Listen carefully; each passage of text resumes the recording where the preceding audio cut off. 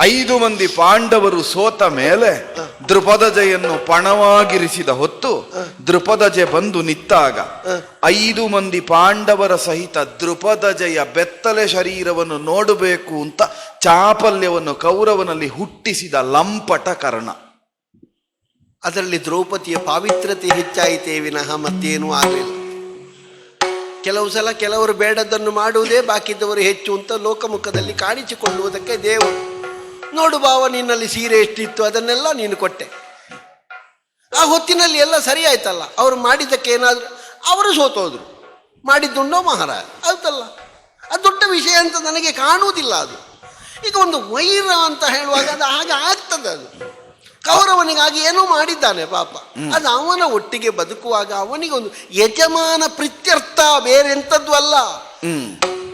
ಅನುದ್ಯೂತದಲ್ಲಿ ನೀವು ಸಕಲವನ್ನೂ ಸೋತು ವನವಾಸ ಗಮನವನ್ನು ಮಾಡುವುದಕ್ಕೆ ಅಂತ ನಿಂತಾಗ ಮುಂದೆ ಅಗ್ನಿ ಸಂಭವೆಯಾದಂತಹ ದೃಪದಜೆ, ಹಿಂದೆ ನೀವು 5 ಮಂದಿ ನಿಂತಾಗ ಒಂದು ಗೋವಿನ ಹಿಂದೆ 5 ವೃಷಭಗಳು ಸಾಗುತ್ತಾ ಇದೆ. 5 ಮಂದಿಗಳನ್ನು ವರಿಸಿದವಳಿಗೆ 6 ಆರಾದವಳಿಗೆ 100 100 ಯಾರಾದರೇನು ಅಂತ ಹುಟ್ಟುವಾಗಲೇ ಸಾವಸನ ಸಾಲಂಕೃತೆಯಾಗಿ ಬೆತ್ತಲೆ ಮೈಯನ್ನು ತಾಯಿ ತಂದೆಯರಿಗೂ ತೋರಿಸದೆ ಶೈಶವವನ್ನು ಮೀರಿ ಷೋಡಶಿಯಾಗಿ ಹುಟ್ಟಿದ ಪತಿವ್ರತೆ ಸಾಧ್ವಿ ಶಿರೋಮಣಿಯಾದ ಪಾಂಚಾಲೆಯನ್ನು ವ್ಯಭಿಚಾರಿಣಿ ಅಂತ ಕರೆದ ಒಬ್ಬ ಸಂಸ್ಕಾರಹೀನ ಕರ್ಣ. ನನಗೆ ಅದರಲ್ಲಿ ದೊಡ್ಡ ವಿಷಯ ಅಂತದ್ದು ಕಾಣುವುದಿಲ್ಲ. ಯಾಕಂದ್ರೆ ಅವ ಗೋವು ಅಂತ ಹೇಳಿದ, ವೃಷಭ ಅಂತ ಹೇಳಿದ, ಅದು ಧರ್ಮದ ಸಂಕೇತ. 5 ಧರ್ಮದ ವೃಷಭಗಳು ಹೋಗುತ್ತಿರುವಾಗ ಧರ್ಮದೇನು ಹಿಂದಿನಿಂದ ಹೋಗ್ತಾ ಉಂಟು. 5 ಆರಾದರೇನು, ಆರಾದವಳಿಗೆ ಯಾರಾದರೇನು, ಯಾರಾದರೇನು 100 ಅದೆಲ್ಲ ಬಿಡು. ಅದು ಹೇಳಿ ಅವರವರ ಪಾಪ ಎಂಥದ್ದು ಮಾಡಲಿಕ್ಕೆ ಬರುವುದಿಲ್ಲ. ಈಗ ಕೆಲವು ಸಲ ಹಾಗೆ ಕೆಲವರು ಬೈಯುವುದಕ್ಕಾಗೇ ಇರುವವರು ಹಣೆ ಬರ, ಕೆಲವರು ಕೇಳಲಿಕ್ಕಾಗೇ ಇರುವುದು ಹಣೆ ಬರ, ಕೆಲವರು ನೋಡ್ಲಿಕ್ಕಾಗೇ ಇರುವುದು ಹಣೆ ಬರ. ಏನು ಮಾಡಲಿಕ್ಕೆ ಬರ್ತದೆ? ಆಯ್ತಲ್ಲ, ಅವತ್ತಾಯಿತು ಹೋಯ್ತು. ನಾವೇನಾದರೂ ಸೋತಿದ್ದೇವಾ? ನಾವೇನು ಸೋಲಿಲ್ಲಲ್ಲ. 11,000 ವರ್ಷ ನಮ್ಮ ಅಣ್ಣ ಹೇಳ್ತಾನೆ, ಆರೇನು ಮಾಡಿದರೇನು ನಮಗೆ, ನಮಗೆ ದೇವರಿದ್ದಾರೆ, ನಾವು ದೇವರನ್ನು ಮಾತ್ರ ನಂಬುವುದು. ದೇವರನ್ನು ನಂಬುವವರಿಗೆ ಇಂಥ ಕನಿಕರಗಳೆಲ್ಲ ಹೆಚ್ಚು ಭಾವ. ಅವನ ಬೊಬ್ಬೆ ಕೇಳಲಿಕ್ಕೆ ಆಗುವುದಿಲ್ಲ. ಅದು ಆ ಸ್ವರ ಒಂದು ಉಂಟಲ್ಲ, ಅದು ಆರ್ತ ಧ್ವನಿ. ಅವ ಹಾಗೆ ಕೂಗುವಾಗ ನನಗೆ ಎಂಥದ್ದು ಮಾಡಲಿಕ್ಕೂ ಆಗುವುದಿಲ್ಲ. 11,000 ವರ್ಷಗಳ ಭೂಮಿಯನ್ನು ಪಾಲಿಸಿದ ರಾಮ ತನ್ನ ನಿರ್ಯಾಣವನ್ನು ಕೈಗೊಳ್ಳುವುದಕ್ಕೆ ಸ್ಫೂರ್ತರಾಗಿ ಬಂದಂತಹ ಮೂರ್ತಿಗಳು ದುರ್ವಾಸರು. ಅಂತಹ ದುರ್ವಾಸರೇ ಮಂತ್ರವನ್ನು ಕೊಟ್ಟು ಹುಟ್ಟಿದವ ಧರ್ಮರಾಯ.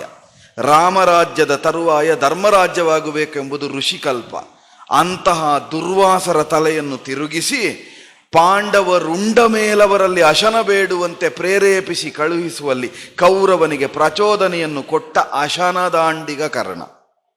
ಅದು ಕೆಲವು ಸಲ ಉಂಟಲ್ಲ, ಯಥಾರ್ಥಕ್ಕಾದ್ರೂ ನರಿ ತಿಂದು ಮೇಕೆ ಮುಸುಡಿಗೆ ಒರೆಸಿದ ಹಾಗೆ ಕೌರವ ಮಾಡಿದ ದುರ್ಬುದ್ಧಿ ಎಲ್ಲ ಅವನಿಗೆ ಕಟ್ಟುವುದು. ಅದು ಒಟ್ಟಿಗಿದ್ದವರಿಗೆ ಬರುವುದೇ ಅದು. ನಿಜವಾಗಿ ಆ ಪ್ರಸಂಗದಲ್ಲಿ ಕರ್ಣನದ್ದು ದೊಡ್ಡ ಕೆಲಸ ಏನಿಲ್ಲ, ಪಾಪ ಇದ್ದ ಹುಟ್ಲ. ನನಗೆ ಅದು ದೊಡ್ಡ ವಿಷಯ ಕಾಣುವುದಿಲ್ಲ. ಯಾಕಂದ್ರೆ ದುರ್ವಾಸರು ನಮಗೆ ಶಾಪ ಕೊಡ್ಲೇ ಇಲ್ಲ. ಉಣ್ಣದೇ ಇದ್ರು ಉಂಡಂತೆ ತೇಗಿ ಓಡಿದ್ದಾರೆ. ನಮ್ಮ ಅಣ್ಣ ಓಡಿದ್ದೆಷ್ಟು ಅವರ ಹಿಂದೆ, ಬೇಡ ಬೇಡ ಬೇಡ ಹಸಿಯ ಇಲ್ಲ ಅಂತ ಹೇಳಿದ್ರು. ಅದಕ್ಕೆ ಕಾರಣ ಯಾರು ಅಂತ ಒಮ್ಮೆ ಯೋಚನೆ ಮಾಡಿ ನೋಡಿ. ಅದು ನೀನೆ. ನಿನಗೊಂದು ಅರ್ಧ ಅನ್ನದಾಗಲು ಸಿಕ್ಕಿದ್ದು ಅದನ್ನು ಬಾಯಿಗೆ ಹಾಕಿದ್ದು ನೀನು. ಯಾಕೆಂದ್ರೆ ನೀನು ತೇಗಿದಾಗ ಅಲ್ಲಿ ಅವರಿಗೆಲ್ಲ ಹೊಟ್ಟೆ ಒಬ್ಬರಿಸಿತು. ನನಗೆ ಕೇಳಿದ್ದು ಧರ್ಮರಾಯನ ಅಳು.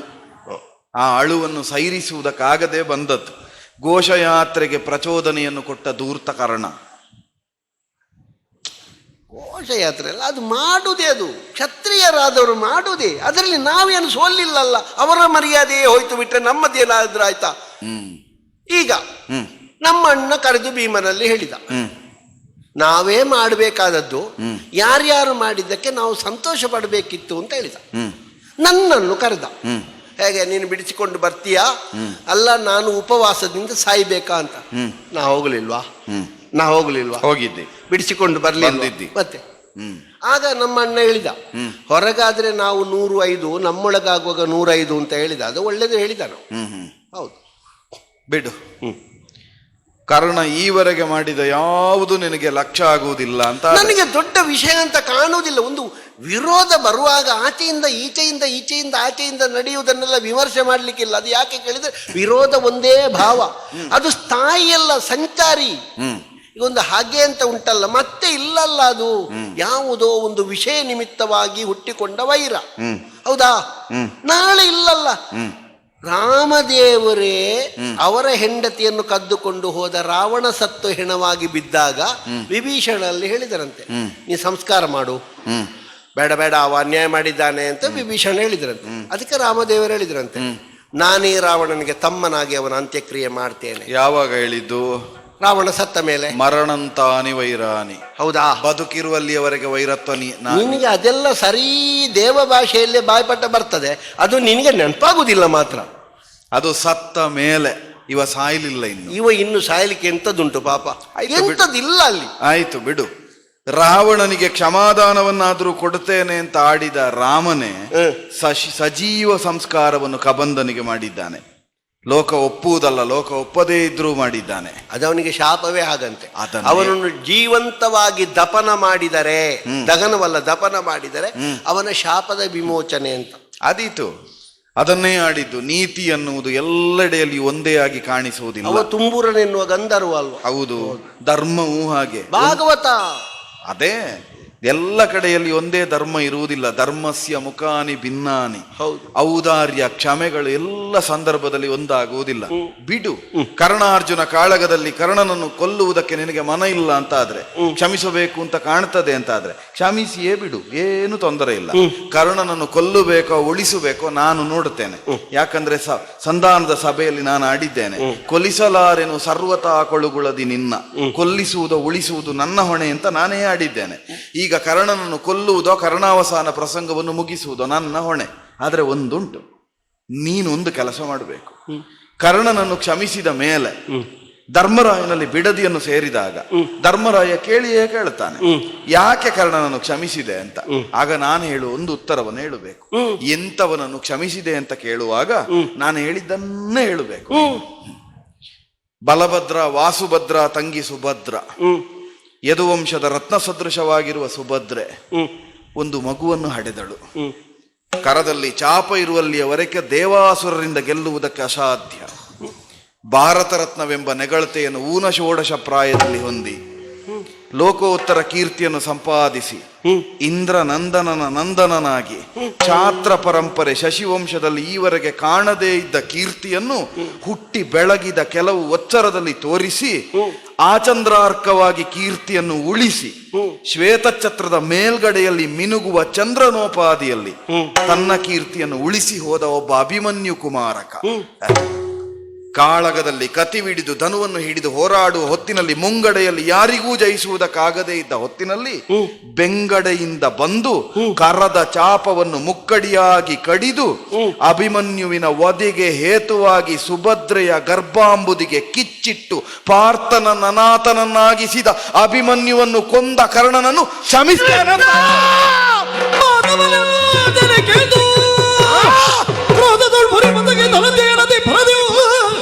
ಛೇದಿಸಲೆಂದ ಸೇಲು ಕಲಿರಾಧೆಯನ್ನು ಕಂಡು ಕಠಾರಿಯು ಹಿಡಿದೆಂದವು.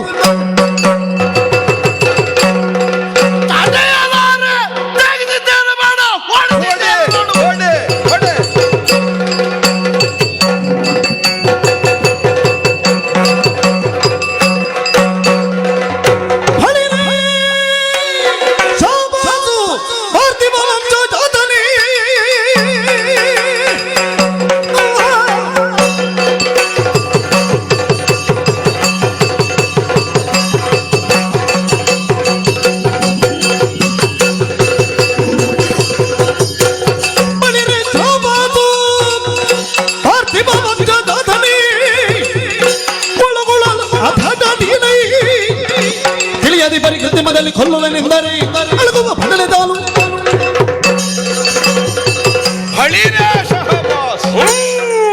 ಪಾರ್ಥಿವ ವಂಶಜಾತ, ನಿನ್ನನ್ನು ಹೊಗಳಿ ಎಷ್ಟು ಎತ್ತರದಲ್ಲಿ ಇರಿಸಿದ್ದೆ.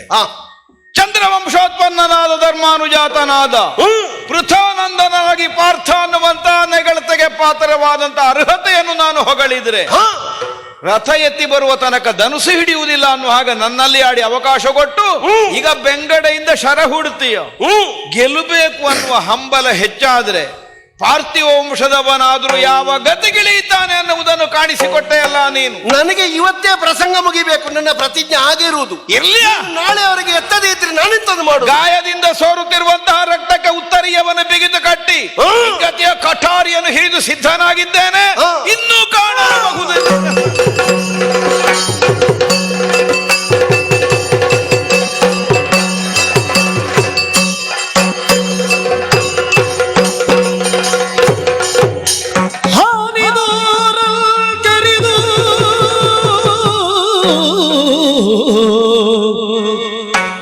ಹಾನಿದೋರಲ್ ಕರಿದು ನೃಪನಿಂದಾನಿ ಕುಸಿದುದು, ನೃಪನಿಂದಾನಿ ಕುಸಿದುದು ಕೇಳು. ಕೊಡುಗುಣಗಾನುವಡಿ ಕೈಗಾಲು ನಡುಗಿದು ಧೈರ್ಯ ತಿರಿದೊಲಗಿ, ಕೊಳುಕುಳ ಕಾಲುವಡಿ ಕೈ ಕಾಲು ನಡುಗಿತು ಧೈರ್ಯ ಸಿರಿ ತೊಲಗಿ. ಹೀನನಾದನು ಕೌರವೇಶ್ವರ,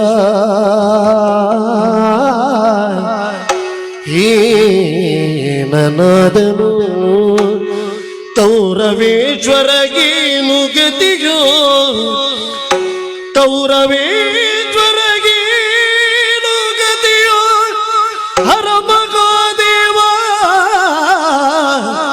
ಹರ ಮಹಾದೇವ, ಈ ನಿರೋಧಕಿ ಕಾದೆನುತ ಅಳಲಿದನು ಕರ್ಣ, ಅಳಲಿದನು ಕರ್ಣ.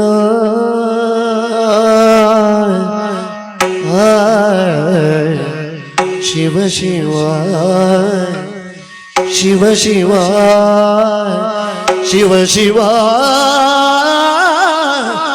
ಶಿವ ಶಿವ ಶಿವ ಶಿವ ಸಮರದೊಳು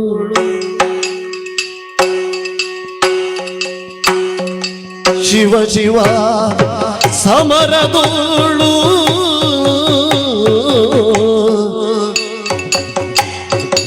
ಕೈ ಸೋತಿನಲ್ಲ, ಕೈ ಸೋತಿನಲ್ಲ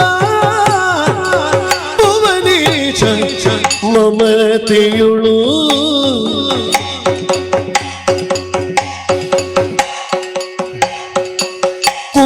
ಕುವರನುಂದದುಳ್ ಎನ್ನನು,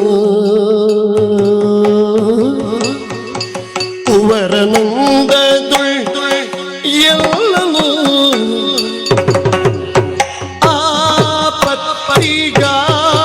ಆಪತ್ತಿಗಾಗುವನೆಂದು ಸಲಹಿದನು, ಆಪತ್ತಿಗಾಗುವನೆಂದು ಸಲಹಿದನು. ಶಿವ ಶಿವ ಸಮರದೊಳು ಕೈ ಸೋತಿನಲ್ಲ.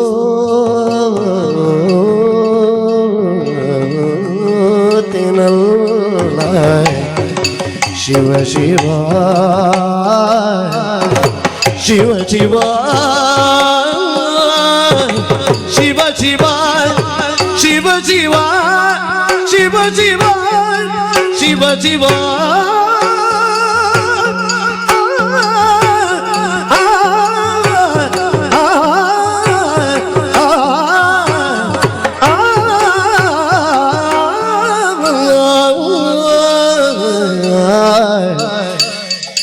ಶಿವ ಶಿವ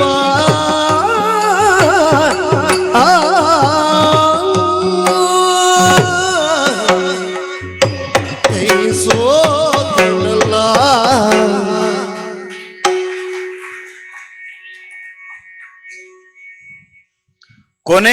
ಕೊನೆಗೂ ಒಬ್ಬ ವ್ಯಕ್ತಿಯಾದವನಿಗೆ ಜೀವನದಲ್ಲಿ ಕಾಣಬಹುದಾದಂತಹ ಅನುಭವ ಇದೇ ಏನೋ. ಛೇ, ಏನಾಗಿ ಹೋಯಿತು ನನ್ನ ಬದುಕು. ಪಟ ಹರಿದ ದೋಣಿಯಂತೆ ದಿಕ್ಕೆಟ್ಟು ನಡೆಯುವಂತಹ ಒಂದು ಸ್ಥಿತಿ ಯಾಕೆ ಒದಗಿತು?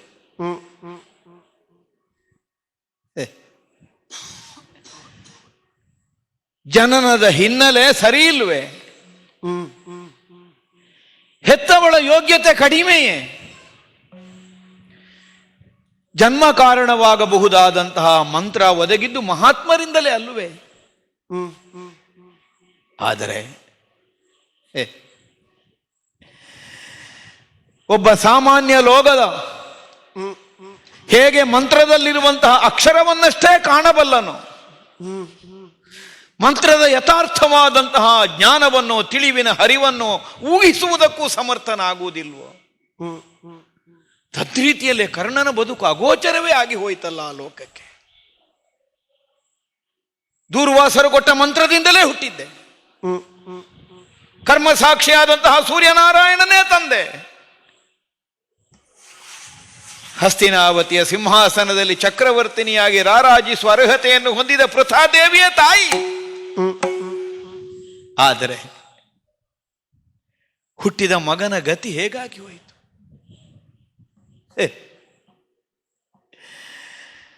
ಸೂತಪಾಲಿತ ಪುತ್ರನಾಗಿ ಬದುಕಿದ್ದೇನೆ ಅನ್ನುವುದಕ್ಕಾಗಿ ನನಗೆ ವೇದನೆ ಆಗುತ್ತಾ ಇಲ್ಲ.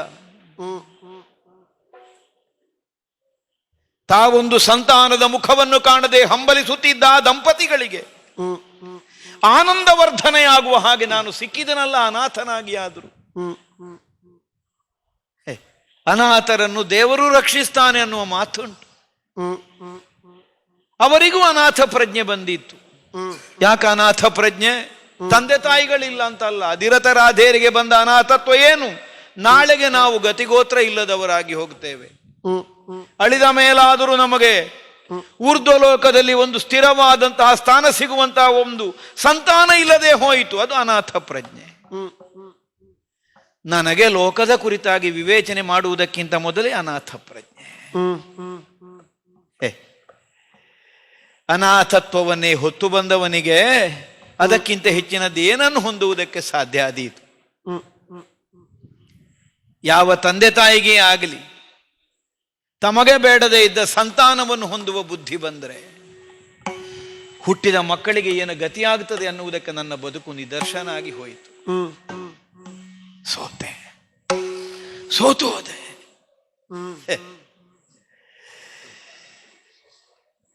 ತನ್ನ ಸಾಮರ್ಥ್ಯದಿಂದ ಈಜಿ ದಾಟುತ್ತೇನೆ ಅನ್ನುವ ಉದ್ದೇಶವನ್ನು ಹೊಂದಿ ಮಹಾಪೂರಕ್ಕೆ ನೆಗೆದು ಬಿದ್ದಂತಹ ಒಬ್ಬಾತ ವ್ಯಕ್ತಿ ಶತ ಪ್ರಯತ್ನ ಮಾಡಿ ಈಜಿ ಈಜಿ ಈಜಿ ಇನ್ನೇನು ದಡ ಸೇರ್ತದೆ ಅನ್ನುವಾಗ ಕೈಕಾಲು ಸೋತು ಮುಳುಗುವ ಸ್ಥಿತಿ ಉಂಟಲ್ಲ, ಬಹಳ ದುರ್ಭರವಾದದ್ದು ಬದುಕಿನಲ್ಲಿ. ಕರ್ಣನಿಗಾದದ್ದು ಮೊದಲೇ ನಾನು ಸೋತು ಹೋಗ್ತಿದ್ರೆ ಪ್ರಶ್ನೆ ಇರಲಿಲ್ಲ. ಗೆಲುವನ್ನು ನನ್ನದಾಗಿಸಿಕೊಳ್ಳುತ್ತಾ ಒಂದೊಂದು ಹಂತದಲ್ಲಿಯೂ ಹೆಜ್ಜೆ ಊರಿ ದೃಢವಾಗುತ್ತಾ ಮುಂದಕ್ಕೆ ಸಾಗುವ ಅವಕಾಶಗಳು ಬಂದಿತ್ತು. ಆದರೆ ಯಾವುದು ಆತ್ಯಂತಿಕವಾದ ಪರಿಣಾಮವನ್ನು ಕೊಡಬೇಕಾದಂತಹ ಸಂದರ್ಭವೋ ಅಲ್ಲಿ ಸೋತೋಗುವುದು. ದ್ರೋಣರ ಗುರುಕುಲದಿಂದ ತಿರಸ್ಕೃತನಾದವನಿಗೆ ಪರಶುರಾಮಾಚಾರ್ಯರು ಸಿಕ್ಕಿದರು ಗುರುಗಳಾಗಿ. ದ್ರೋಣರಿಗೂ ಗುರುಗಳ ಸ್ಥಾನದಲ್ಲಿರುವವರು. ಆದರೆ ಬ್ರಹ್ಮಾಸ್ತ್ರದ ಉಪದೇಶ ಆಗಿದೆ, ವಿನಿಯೋಗ ಮಾಡಲಿಕ್ಕೆ ಅವಕಾಶ ಒದಗುವ ಸ್ಥಿತಿ ಇಲ್ಲ. ಗುರುವಿನ ಮಂಗಲ ಮಂತ್ರಾಕ್ಷತೆಗೆ ನೆತ್ತಿಯನ್ನೊಡ್ಡಬೇಕಾಗಿದ್ದ ಕರ್ಣ ಗುರುವಿನ ಶಾಪಕ್ಕೆ ತಲೆ ಕೊಡಬೇಕಾಗಿ ಬಂತು. ಏನು ಗುರು ದ್ರೋಹ ಮಾಡಿದನೆ? ವಿದ್ಯಾಕಾಮನೆ ಹೌದು. ಕೈಗೊಂಡಂತಹ ಕರ್ಮದಲ್ಲಿ ಇರುವಂತಹ ಉದ್ದೇಶವನ್ನೇ ಯೋಚಿಸಿ ಮಾಡುವುದಾದರೆ ತ್ರಿಕಾಲಜ್ಞಾನಿಗಳಾದಂತಹ ಪರಶುರಾಮಾಚಾರ್ಯರಿಗೆ ನನ್ನ ಅಂತರಂಗ ಅರ್ಥ ಆಗಬೇಡುವ? ಏನು ಬ್ರಾಹ್ಮಣ ಅಂತ ಸುಳ್ಳು ಹೇಳಿ ಅವರಿಗೆ ಮೋಸ ಮಾಡಲಿಕ್ಕೆ ಹೋದ? ಅದಮ್ಯವಾದಂತಹ ಅಪೇಕ್ಷೆ. ನನ್ನ ಹುಟ್ಟನ್ನು ನನಗೆ ತಿಳಿಯುವುದಕ್ಕೆ ಸಾಮರ್ಥ್ಯ ಇಲ್ಲ. ಆದರೆ ಒಂದು ಕ್ಷಣ ಅಂತರ್ಮುಖಿಗಳಾಗುತ್ತಿದ್ದರೆ ಪರಶುರಾಮಾಚಾರ್ಯರಿಗೆ ಗೊತ್ತಾಗುವುದಿಲ್ಲ ನಾನು ದ್ವಿಜ ಜನ್ಮ ಜಾತನಿದ್ದೇನೆ ಅಂತ. ಹಾಗಿದ್ರೆ ಮತ್ತೆ ಶಾಪ ಯಾಕೆ? ಶಪಿಸಿಯೇ ಬಿಟ್ರು. ಯಾವ ಕಾರಣಕ್ಕೆ? ಗುರುಗಳಿಗೆ ಯಾವ ಕಾರಣಕ್ಕೂ ನಿದ್ರಾಭಂಗವಾಗಕೂಡದು. ಈ ಉದ್ದೇಶವನ್ನು ಹೊಂದಿದ್ರೆ ನನ್ನಲ್ಲಿದ್ದ ಗುರುಭಕ್ತಿಯೇ ಮುಳುವಾಗಿ ನನಗೆ ಶಾಪ ಬಂತು. ಅಯ್ಯೋ, ಇಂದಿನ ದಿನದ ಯುದ್ಧದ ಮುನ್ನುಡಿ ಅಂದಾಗಿ ಹೋಗಿದೆ ಪರಶುರಾಮರ ಗುರುಕುಲದಲ್ಲಿ. ನೀನಾಗಿ ವಿಜೃಂಭಿಸುತ್ತಿರುವಂತಹ ಸನ್ನಿವೇಶದಲ್ಲಿ ನನ್ನಿಂದ ಕಲಿತ ವಿದ್ಯೆಯೆಲ್ಲ ನಿನ್ನಿಂದ ಮರವೆಯಾಗಿ ಹೋಗಲಿ. ಕೇವಲ ಯುದ್ಧದಲ್ಲಿ ಸೋತಿದ್ದೇನೆ ಅನ್ನುವುದಕ್ಕಾಗಿ ನನ್ನ ಹಂಬಲ ಅಲ್ಲ, ಬದುಕಿನಲ್ಲಿ ಸೋತನಲ್ಲ. ಯಾವುದು ಕರ್ಮಕ್ಕೆ ಪ್ರತೀಕವೋ ಅಂತಹ ಕೈ ಸೋತಿತು. ಕರ್ಣನಾಗಿ ಪ್ರಪಂಚದಲ್ಲಿ ನನ್ನ ಅಸ್ತಿತ್ವಕ್ಕಾಗಿ ನಾನು ಯಾವ ಕಾರ್ಯವನ್ನು ಕೈಗೆತ್ತಿಕೊಂಡೆನೋ ಅದೇ ನನ್ನನ್ನು ಸೋಲಿಸಿತು. ಶಿವನೇ, ಬದುಕಿನ ಕುರಿತಾದ ಸಿಂಹಾವಲೋಕನವನ್ನು ನಡೆಸಿದರೆ ನನ್ನನ್ನು ನಾನು ಸ್ಥಾಪಿಸಿಕೊಳ್ಳುವ ಉದ್ದೇಶಕ್ಕಾಗಿ ಏನನ್ನೆಲ್ಲ ಮಾಡಿದೆ. ಆತ್ಯಂತಿಕವಾಗಿ ಗೆಲ್ಲಬಹುದಾದದ್ದನ್ನು ಮಾತ್ರ ಮಾಡಿದ್ದಲ್ವಲ್ಲ, ಬದುಕಿನುದ್ದಕ್ಕೂ ಧರ್ಮ ಯಾವುದು, ಅಧರ್ಮ ಯಾವುದು, ನ್ಯಾಯ ಯಾವುದು, ಅನ್ಯಾಯ ಯಾವುದು, ಈ ವಿವೇಚನೆಯ ಪ್ರಧಾನ ಆಗಿರಲಿಲ್ಲ ನನ್ನ ಬದುಕಿನಲ್ಲಿ. ನನ್ನ ಲಕ್ಷ್ಯ ಯಾವುದು, ಅದನ್ನು ಸಾಧಿಸಿಕೊಳ್ಳಲು ಯಾವ ದಾರಿ, ಅದನ್ನು ಹೊಂದಿಕೊಳ್ಳುವುದಕ್ಕೆ ಏನೆಸಗಬೇಕು, ಈ ನಿರ್ಣಯದಿಂದಲೇ ಮುಂದಕ್ಕೆ ಸಾಗಿದವ. ಇಂದಿನ ದಿನ ಧರ್ಮ ಮಾರ್ಗಚ್ಯುತನಾಗಿ ನಾನು ಗೆಲ್ಲಲಾರೆ. ನಿನ್ನೆಯ ತನಕದ ಕರ್ಣನೇ ಇವತ್ತಾಗುತ್ತಿದ್ದರೆ ಗೆಲುವಾದರೂ ಬರುತ್ತಿತ್ತೋ ಏನೋ. ಶಲ್ಯ ಭೂಪತಿ ಹೇಳಿದ, ಇಟ್ಟ ಗುರಿ ಬದಲಿಸು, ಬಂದ ಮರಳಿ ಒಂದು ಅಸ್ತ್ರವನ್ನು ಪ್ರಯೋಗಿಸು, ಹೇಗಾದರೂ ಗೆಲುವನ್ನು ಸಾಧಿಸು. ಮಾಡಿದವ ಅಲ್ವೇ ನಾನು ಈ ಸಮರ ಭೂಮಿಯಲ್ಲಿ? ಸಿಂಹದ ಮರಿಯ ಹಾಗೆ ಹೋರಾಡುತ್ತಿದ್ದಂತಹ ಅಭಿಮನ್ಯುವನನ್ನು ಬೆಂಗಡೆಯಲ್ಲಿ ನಿಂತವನ ಧನುಸ್ಸು ಅವನ ಕರ ಕತ್ತರಿಸಿದವ ನಾನು ಗೆಲುವಿಗೆ ಬೇಕಾಗಿ. ಆಪಾತಕದ ಕೃತ್ಯ ಮಾಡಿದ ಕರ್ಣನಿಗೆ ಇಂದು ಮಡಿವಂತಿಗೆ ಬಂದದ್ಯಾಕೆ? ಇಂದು ನಾನು ಅದೇ ಕರ್ಣನಾಗುತ್ತಿದ್ದರೆ ಇಟ್ಟ ಗುರಿಯೂ ಬದಲಿಸಬಹುದಿತ್ತು, ಬೇರೇನೋ ಗೆಲುವಿಗಾಗಿ ಉಪಾಯಗಳನ್ನು ಬಳಸಬಹುದಿತ್ತು. ಆದರೆ ಒಂದು ದಿವಸ ತಾನು ಮಡಿವಂತನಾಗುತ್ತೇನೆ ಅಂತ ಹೊರಟರೆ ಬರಬಹುದಾದ ಪರಿಣಾಮ ಏನು? ಹಾಗಿದ್ರೆ ಯಾಕದು ನನ್ನಲ್ಲಿ ಜಾಗೃತ ಆಯಿತು? ನನ್ನ ಸೋಲಿಗಾಗಿಯೇ ಜಾಗೃತ ಆಯಿತು. ಕೊನೆಗೂ ಗಮ್ಯ ಸೇರುವಾಗ ದಾರಿ ಬದಲಿಸಿಕೆ ಹೊರಟನಲ್ಲ, ಅದರ ಪರಿಣಾಮ ಆಗಿರಬೇಕಿದು. ಕುರುಪತಿ ಪುತ್ರ ಭಾವದಿಂದ ತನ್ನ ಆಪತ್ತಿಗೆ ಮಾಗುತ್ತಾನೆ ಅನ್ನುವಂತಹ ನಿರ್ಣಯದಿಂದ ನನ್ನನ್ನು ಸಂರಕ್ಷಿಸಿದರೆ ಅವನ ಗೆಲುವಿಗೆ ಅವನಿಗೆ ಆಸರೆಯಾಗಿ ಅವನಿಗೆ ಆನಿಕೆಯಾಗಿ ನಿಲ್ಲುವುದಕ್ಕೆ ಸಾಮರ್ಥ್ಯ ಇಲ್ಲದೆ ನಾನು ಕುಸಿದು ಹೋದೆ. ಆದರೆ ಇದು ಕೇವಲ ವ್ಯಕ್ತಿಗತವಾಗಿ ನನ್ನ ಒಬ್ಬನ ಸೋಲು ಅಂತ ಭಾವಿಸಲೇ ಅಲ್ಲ, ನಾನು ಸೋಲುವುದಕ್ಕೆ ಹುಟ್ಟಿದವ. ಯಾಕೆ? ಗೆಲ್ಲಬೇಕಾದ ಕಾಲದಲ್ಲಿ ನನ್ನ ಕುಲವನ್ನೆಲ್ಲ ಎಚ್ಚರಿಸಿದನಲ್ಲ ಕೃಷ್ಣ. ಕೃಷ್ಣ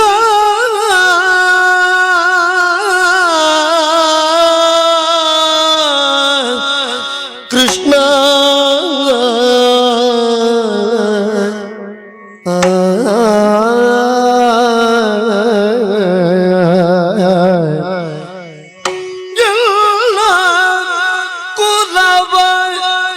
ಕೃಷ್ಣನು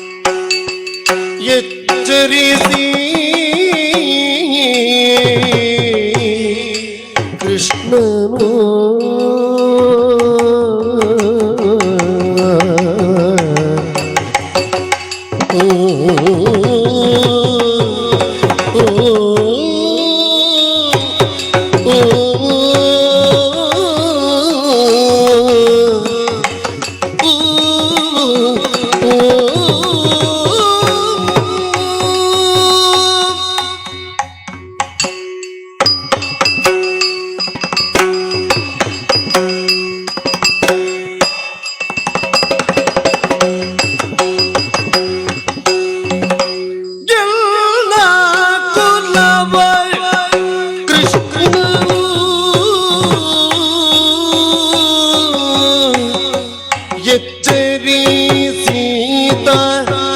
ಎನ್ನೊಡೆಯನ ಕೊಂದನು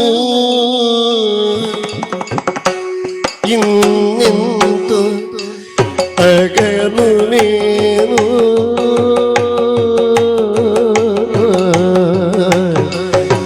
ಇನ್ನೆಂದು ಅಗಲುವೇನು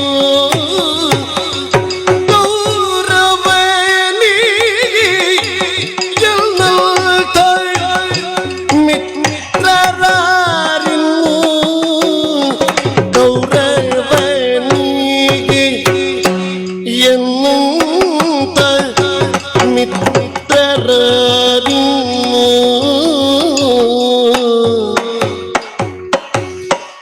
ಚೆಲುವನ ಗುಣವ ಪೇಣಿ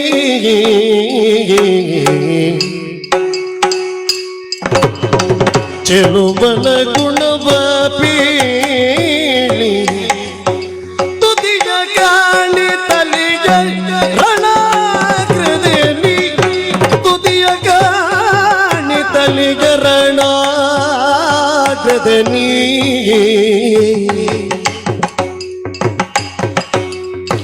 ಸಲಗಿದಾತನ ಕಾರ್ಯದಿ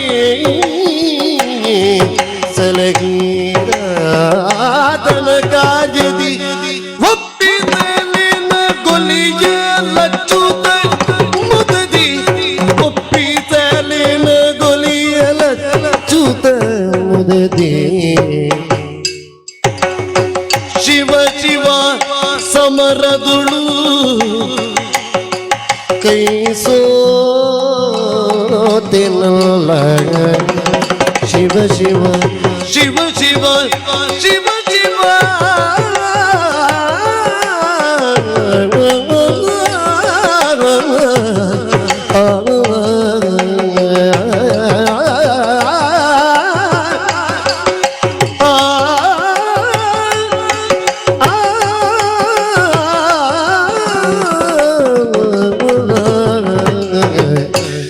ಶಿವ ಶಿವ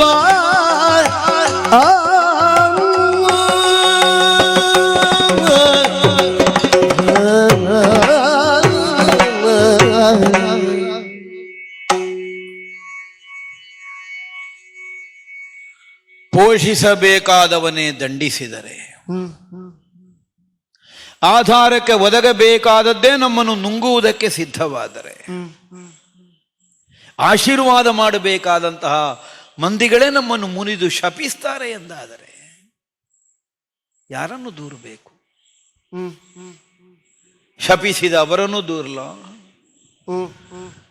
ಲೋಕದಲ್ಲಿರುವವರಿಗೆಲ್ಲ ಶಾಪ ಕೊಡುವುದೇ ಅವರ ಉದ್ಯೋಗ ಆದರೆ ಹಾಗೆ ಆಡಬಹುದಿತ್ತು. ತನ್ನ ಮೇಲೆ ಬಂದವರನ್ನೆಲ್ಲ ನುಂಗುವುದೇ ಸ್ವಭಾವ ಈ ಭೂಮಿಗಾದರೆ ಭೂಮಿಯನ್ನು ಆಕ್ಷೇಪ ಮಾಡಬಹುದಿತ್ತು. ಎಲ್ಲರನ್ನೂ ದಂಡಿಸುವುದೇ ಎತ್ತಿದ ಕೈಯ ಕೆಲಸವಾದರೆ ಅವನು ನಿಷ್ಠೂರಿ ಅನ್ನುವ ಹಾಗವನನ್ನು ಗುರುತಿಸಬಹುದಿತ್ತು. ಆದರೆ ಅನೇಕರಿಗೆ ಆಸರೆಯಾಗಬಲ್ಲ, ಅನೇಕರನ್ನು ಆಶೀರ್ವದಿಸಬಲ್ಲ, ಅನೇಕರಿಗೆ ಆಶ್ರಯವನ್ನು ಕಲ್ಪಿಸಿಕೊಡಬಲ್ಲ ಗುಣಗಳನ್ನು ನಾವು ಪ್ರತ್ಯಕ್ಷವಾಗಿ ಕಂಡ ಮೇಲೂ ನನಗೊಬ್ಬನಿಗೆ ಒದಗಿದ ಸ್ಥಿತಿಗಾಗಿ ಅವುಗಳನ್ನು ದೂರುವುದಕ್ಕೆ ಸಾಧ್ಯ ಆಗುತ್ತದೆ.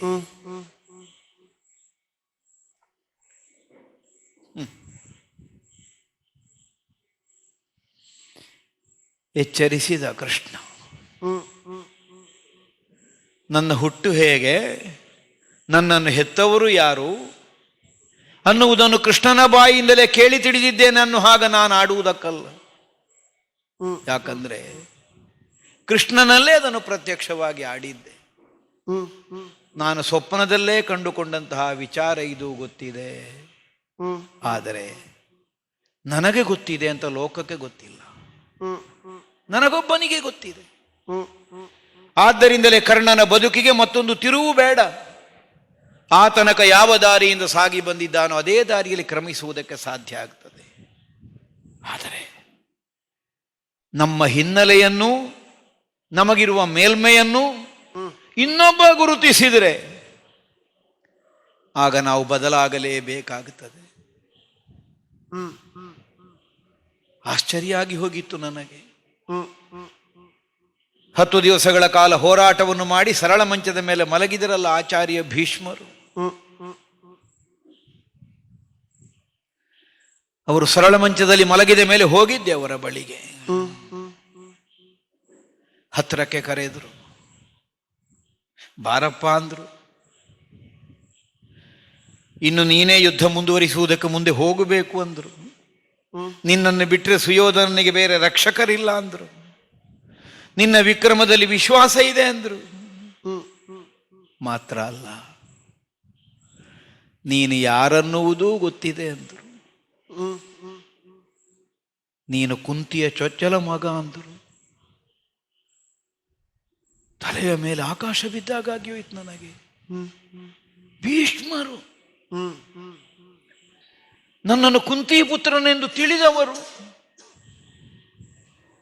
ಪ್ರತಿ ಸಲವೂ ನನಗೆ ಮುಖಭಂಗ ಆಗುವ ಹಾಗೆ ಮಾತನಾಡಿದವರು. ಹಾಗಿದ್ರೆ ಏನಿದಕ್ಕರ್ಥ?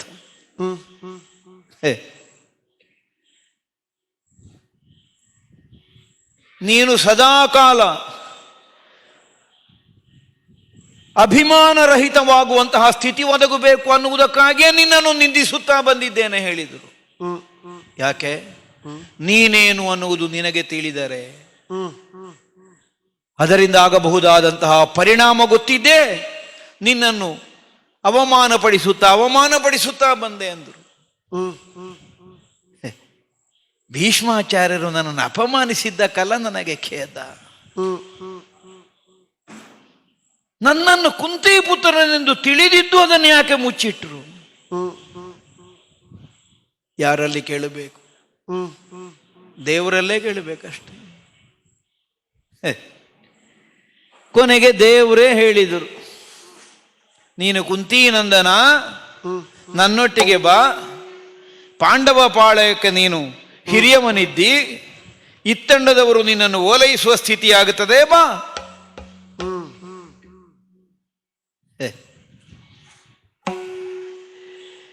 ಹೇಳುವ ದೇವರಿಗೆ ಗೊತ್ತಿಲ್ವ ನಾನು ಬರುವುದಿಲ್ಲ ಅಂತ? ಆದರೆ ಯಾಕೆ ಹೇಳಿದರು? ಹುಟ್ಟಿನಿಂದ ಸಾವಿನ ಈ ಕೆಲವು ದಿನಗಳ ಅವಧಿಗಿಂತ ಮೊದಲಿನ ತನಕ ನನ್ನ ಜನ್ಮ ರಹಸ್ಯವಾಗಿಯೇ ಉಳಿದದ್ದರಿಂದ ನನ್ನ ಬದುಕಿಗೆ ಏನೂ ತೊಂದರೆ ಆಗಲಿಲ್ಲ. ಹಾಗಿದ್ರೆ ಮೊನ್ನೆ ಯಾಕೆ ಹೇಳಿದರು? ನಾನು ಬದುಕಲಿಕ್ಕೆ ಬೇಕಾಗಿ ಹೇಳಿದ ಗುಟ್ಟಲ್ಲ ಅದು, ನಾನು ಸಾಯಲಿಕ್ಕೆ ಬೇಕಾಗಿ ಹೇಳಿದ ಗುಟ್ಟು. ಕೇವಲ ನಾನು ಸಾಯುವುದಕ್ಕೆ ಮಾತ್ರ ಅಲ್ಲ, ನಮ್ಮೊಡೆಯನಾದ ಸುಯೋಧನ ಸಾಯುವುದಕ್ಕಾಗಿ ಹೇಳಿದ ಗುಟ್ಟು. ಅರ್ಥ ಆಗುತ್ತದೆ ಯಾಕೆ? ಒಂದೋ ನಾವೀ ತನಕ ಬದುಕಿದ ನಮ್ಮ ವಿಧಾನವನ್ನು ಬದಲಿಸಿ ಕೃಷ್ಣ ಹೇಳಿದಾಗ ಬದುಕಬೇಕು. ಇಲ್ಲ, ಕೃಷ್ಣ ಹೇಳಿದ ಹಾಗೆ ಬದುಕುವವರು ಬದುಕುವುದಕ್ಕೆ ಬೇಕಾಗಿ ನಮ್ಮನ್ನಾದರೂ ನಾವು ಸಾವಿಗೆ ಒಡ್ಡಿಕೊಳ್ಳಬೇಕು. ಆಯ್ಕೆಯನ್ನು ನಮಗೇ ಬಿಟ್ಟುಕೊಟ್ಟ. ಹುಟ್ಟಿಸಿದ ದೇವರು ನನ್ನನ್ನು ಹಸಿದು ಹೊಟ್ಟೆಯಲ್ಲಿ ಮಲಗುವಾಗ ಮಾಡಲಿಲ್ಲ. ಮಕ್ಕಳನ್ನೇ ಕಾಣದಿದ್ದ, ಮಕ್ಕಳನ್ನೇ ಹೆರದಿದ್ದ ರಾಧಾದೇವಿಯ ಎದೆಯಲ್ಲಿ ಹಾಲುಕ್ಕಿತು. ಯಾರು ಮಾಡಿದ್ರು? ಅದೇ ದೇವರು ಕೊಟ್ಟರು. ಎಳೆಯ ಮಗುವಿಗೆ ಸಿಗಬೇಕಾದ ಹಾಲು ಸಿಗದಾಗುವುದು ಬೇಡ ಅನ್ನುವುದಕ್ಕೆ ದೇವರೇ ಒದಗಿಸಿದರು. ಆದರೆ ಹಾಲುಂಡು ಬೆಳೆದು ನನ್ನ ಬದುಕಿನ ಗತಿಯನ್ನು ನಾನೇ ನಿರ್ಣಯಿಸಿಕೊಂಡು ಲೋಕದಲ್ಲಿ ಬದಲಾದ ಸ್ಥಿತಿಯನ್ನು ನೋಡಿ ಕೊನೆಗೆ ತಂದು ಹಲ ಇಟ್ಟರು. ಏನು ಬೇಕೋ ಅದನ್ನು ಮಾಡು. ಒಂದೋ ನಾನೀ ತನಕ ಉಂಡದ್ದು ವಿಷ ಅಂತ ದೇವರ ಹಿಂದೆ ಬರಬೇಕು, ಇಲ್ಲ ಈ ತನಕ ಉಂಡಂತಹ ಹಾಲಿನಲ್ಲಿ ನನಗೆ ಮರಣವೇ ಬರುವುದಾದರೂ ಅದೇ ಬರಲಿ ಅನ್ನುವ ನಿರ್ಣಯದಿಂದ ಇಲ್ಲೇ ಉಳಿಯಬೇಕು. ದೇವರ ಹೊಣೆ ತಪ್ಪಿತ್ತು. ಹೇಗೆ? ನಾನು ಉಂಡದ್ದನ್ನು ಹಾಲಾಗಿಸ್ತೇನೋ ಹಾಲವಾಗಿಸ್ತೇನೋ. ಹಾಗಿದ್ರೇನು? ಯಾರಿಗೆ ಯಾವನೂ ಸಹಾಯ ಅಲ್ಲ, ಅವನವನ ಕರ್ಮವೇ ಕಾರಣವಾಗಿ. ಇಲ್ಲದೇ ಇದ್ರೆ ಬರ್ತಾಳೆಯೇ ತಾಯಿ ನನ್ನ ಬಳಿಗೆ? ಕೇಳಿದಳಲ್ಲ ನನ್ನಲ್ಲಿ, ಬಾ ಮಗ, ಪಾಂಡವರನ್ನು ಸೇರಿಕೋ, ನನ್ನ ಹಿರಿಯ ಮಗ ನೀನು, ನಿನ್ನ ತಮ್ಮಂದಿರನ್ನು ನೀನೇ ಕೊಲ್ಲುವುದಾದರೆ ಹೇಗಪ್ಪ ಸಾಧ್ಯ ಆಗುತ್ತದೆ? ಆ ತನಕ ಕಣ್ಣ ಮುಂಭಾಗದಲ್ಲಿ ಓಡಿ ಆಡಿ ಬೆಳೆದು ನಿಂತಹ ಮಗನನ್ನು ಮಗನೆಂದು ಕರೆಯುವುದಕ್ಕೆ ಬಾಯಿ ಬಿಡದೇ ಇದ್ದ ತಾಯಿ ಮೊನ್ನೆ ಯುದ್ಧ ನಿರ್ಣಯ ಆದ ಕ್ಷಣದಲ್ಲಿ ಬಂದು ಕೇಳ್ತಾಳೆ ಅಂತ ಅದರ ಅರ್ಥ ಏನು? ತಾಯಿಯು ನನಗೆ ಅವಕಾಶ ಕೊಟ್ಟದ್ದಲ್ಲ, ಆಕೆಯ ತಾಯ್ತನಕ್ಕೆ ಶರಣು. ತಾನು ಹೆರದೇ ಇದ್ದ ಇಬ್ಬರು ಮಕ್ಕಳಿಗೂ ತಾಯಿಯಾಗಿಯೇ ಬದುಕಿದ್ದಾಳೆ. ಆದರೆ ತಾನೇ ಹೆತ್ತ ಮಗನನ್ನು ನೀರಿನಲ್ಲಿ ತೇಲ ಬಿಟ್ಟಿದ್ದಾಳೆ. ತೇಲ ಬಿಡುವುದಕ್ಕೆ ಕಾರಣವಾದದ್ದು ಯಾವುದೋ? ಮನೆತನದ ಗೌರವ. ಅಬ್ಬಾ, ಮುನಿಗಳು ಕೊಟ್ಟ ಮಂತ್ರವನ್ನು ಪರೀಕ್ಷೆ ಮಾಡಬಹುದೋ ಮಾಡಬಾರದು ಅನ್ನುವ ವಿವೇಕ ಬೆಳೆಯದೇ ಇದ್ದ ಹುಡುಗಿ ಮನೆತನದ ಗೌರವಕ್ಕಾಗಿ ತನ್ನ ಕರುಳನ್ನೇ ಕತ್ತರಿಸಿ ಎಸೆದ ಹಾಗೆ ಮಗನನ್ನು ಹೊಳಗೆ ಬಿಡ್ತಾಳೆ. ಆ ತಾಯಿ ಹೆತ್ತ ಮಗ ನಾನು, ಪ್ರಜ್ಞೆ ನನಗೆ ಬರಬೇಡುವ? ಆ ಕುಲಕ್ಕಾಗಿ ನಾನು ಯಾವ ಕೊಡುಗೆ ಕೊಡಬೇಕು ಅಂತ. ಬಿಟ್ಟ ಬಾಣ ಬಿಡಬೇಡ ಹೇಳಿದು. ಧನುರ್ವೇದಕ್ಕೆ ಚೋದ್ಯವಾದದ್ದು. ಬಿಟ್ಟ ಬಾಣ ಮತ್ತೆ ಮರಳಿ ಬರ್ತದೆ. ಬಂದದ್ದು ಒಬ್ಬನಿಗೆ ಮಾತ್ರ, ಅವನಿಗೆ ರಾಮಚಂದ್ರ ಅಂತ ಹೆಸರು. ಅದು ಸಜೀವಾಸ್ತ್ರಗಳು. ಇಲ್ಲದಿದ್ದರೆ ಧನುರ್ವೇದದಲ್ಲೇ ಇಲ್ಲ, ಬಿಟ್ಟ ಬಾಣ ಮರಳಿ ಬರ್ಲಿಕ್ಕಿಲ್ಲ. ಅಂತಹದನ್ನು ತಾಯಿ ಕೇಳಿದ್ರು, ಬಿಟ್ಟ ಬಾಣ ಬಿಡಬೇಡ ಮಗ, ತೊಟ್ಟಂಬ ತೊಡದಿರು. ಹಾಗಿದ್ರೆ ಏನಿದು? ಆ ತಾಯಿಯ ಕೇಳಿಕೆ ಅಲ್ಲ ಅಂತ ನನಗೆ ಅರ್ಥ ಆಯಿತು. ಮುಂದೊಂದು ದಿನ ಬಿಟ್ಟ ಬಾಣವು ಮರಳಿ ಬರ್ತದೆ ಅನ್ನುವುದನ್ನು ತಿಳಿಯುವುದಕ್ಕೆ ಅವಳಿಗೆಲ್ಲಿಂದ ಸಾಧ್ಯ? ಭವಿಷ್ಯತ್ತನ್ನು ಕಾಣಬಲ್ಲವನಿಗೆ ಸಾಧ್ಯ. ಆಗಲಿ, ದೇವರೇ ಪ್ರತ್ಯಕ್ಷ ಕರೆದಾಗ ಬಾ ಅನ್ನುವಾಗ ಬರಲಿಲ್ಲ. ಅದಕ್ಕೆ ಪರೋಕ್ಷವಾಗಿ ಲೋಕದಲ್ಲಿ ಪ್ರತ್ಯಕ್ಷ ಕಾಣುವ ದೇವರು ಅಂತ ಗುರುತಿಸಬೇಕಾದ ತಾಯಿಯನ್ನೇ ಕಳುಹಿಸಿದ. ನನ್ನನ್ನು ದೇವರು ಅಂತ ನೀನು ಒಪ್ಪುವುದಿಲ್ವಾ? ಲೋಕವೇ ಒಪ್ಪಬಹುದಾದ ಪ್ರತ್ಯಕ್ಷ ದೇವರು ತಾಯಿಯನ್ನೇ ನಿನ್ನ ಬಳಿಗೆ ಕಳಿಸ್ತೇನೆ, ಏನು ಮಾಡ್ತಿ? ಅಷ್ಟು ಅಂದೆ. ಇಲ್ಲ, ಕುಂತಿನಂದನನಾಗಿ ನನಗೊಂದು ಬದುಕಿಲ್ಲ ಅಂತ ಅರ್ಥ ಆಯಿತು. ಸೂತನ ಮಗನಾಗಿಯೇ ಸಾಯಬೇಕಾದವ, ಹುಟ್ಟಿದ್ದು ಕುಂತಿನಂದನನಾಗಿ. ಆದರೆ ನನ್ನ ಹಣೆಯಲ್ಲಿ ಬರೆದದ್ದು ಸೂತನ ಮಗನಾಗಿಯೇ ಸಾಯುವಂತಹ ಲೇಖನವನ್ನು. ಅದನ್ನೊಪ್ಪಿಯೇ ತಾಯಿಯನ್ನು ಹಿಂದಕ್ಕೆ ಕಳುಹಿಸಿದೆ. 5 ಮಂದಿ ಮಕ್ಕಳಿಗೆ ಕೊರತೆ ಆಗುವುದಿಲ್ಲ ತಾಯಿ